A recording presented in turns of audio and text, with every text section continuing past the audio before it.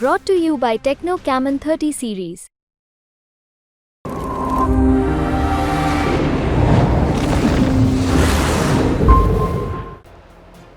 લોકસભા ચૂંટણીનું છેલ્લા તબક્કાનું મતદાન 1 જૂનના રોજ યોજાઈ જશે અને ત્યારબાદ એક્ઝિટ પોલ આવવાની શરૂઆત થઈ જશે.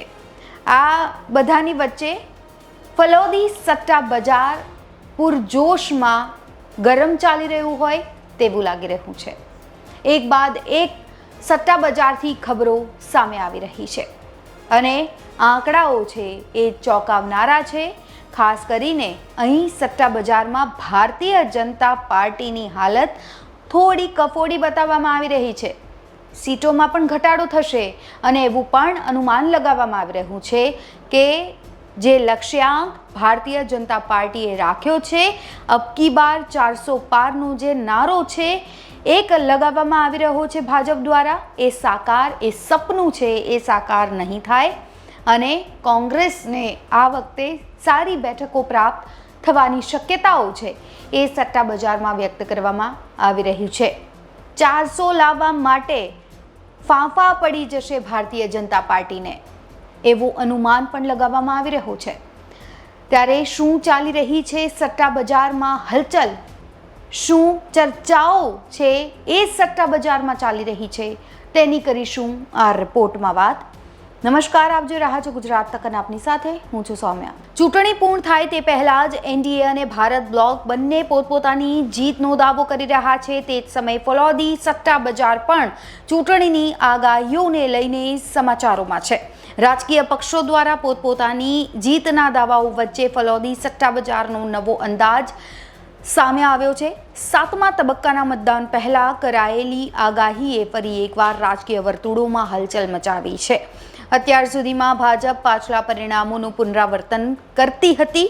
ફલોદી સટ્ટા બજારના અત્યાર સુધીના અંદાજ મુજબ ભારતીય જનતા પાર્ટીને યુપીમાં વધુ બેઠકો મળતી જોવા મળી હતી, પરંતુ નવા અંદાજમાં સમીકરણો બદલાયા હોય તેવું લાગી રહ્યું છે. અત્યાર સુધી અનુમાન મુજબ ભાજપ 2019ની લોકસભા ચૂંટણીના પરિણામોનું પુનરાવર્તન કરશે તેવું લાગતું હતું, પરંતુ હવે ભાજપની બેઠકો ઘટતી જોવા મળી રહી છે. ફલોદી સટ્ટા બજારમાં ભાજપની બેઠકો ઘટી છે.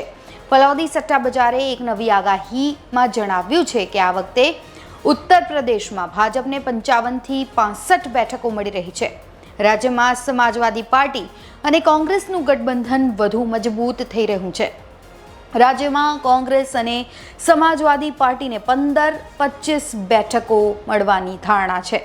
સટ્ટા બજાર અનુસાર ભાજપનો જે જૂનો અંદાજ છે તેની વાત કરીએ તો ભાજપ 304-306, કોંગ્રેસ 50. સટ્ટા બજાર અનુસાર નવો અંદાજ છે ભાજપ 270થી 300, કોંગ્રેસ 60થી 63.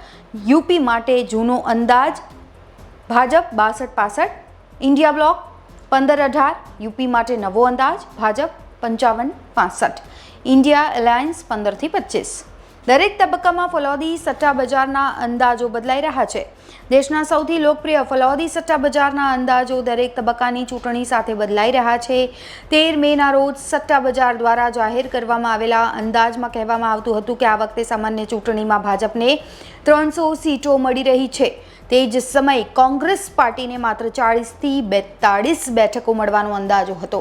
લગભગ એક અઠવાડિયા બાદ બહાર આવેલા ફલોદી સટ્ટા બજારના નવા અંદાજમાં ભાજપનો ગ્રાફ 300 બેઠકોથી નીચે ગયો અને કોંગ્રેસની બેઠકો વધી છે. અગાઉ મુંબઈ સટ્ટા બજારે આગાહી કરી હતી કે એકલા ભાજપને 295થી 305 બેઠકો મળી શકે છે, જ્યારે કોંગ્રેસને 55થી 65 બેઠકો મળવાની આગાહી કરી.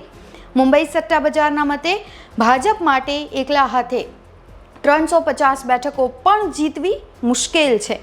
તે જ સમયે મુંબઈ સટ્ટા બજારે 64થી 66 બેઠકો મળવાની આગાહી કરી, જ્યારે પાર્ટી એ દાવો કરી રહી છે કે તેને 70થી વધુ સીટો મળશે.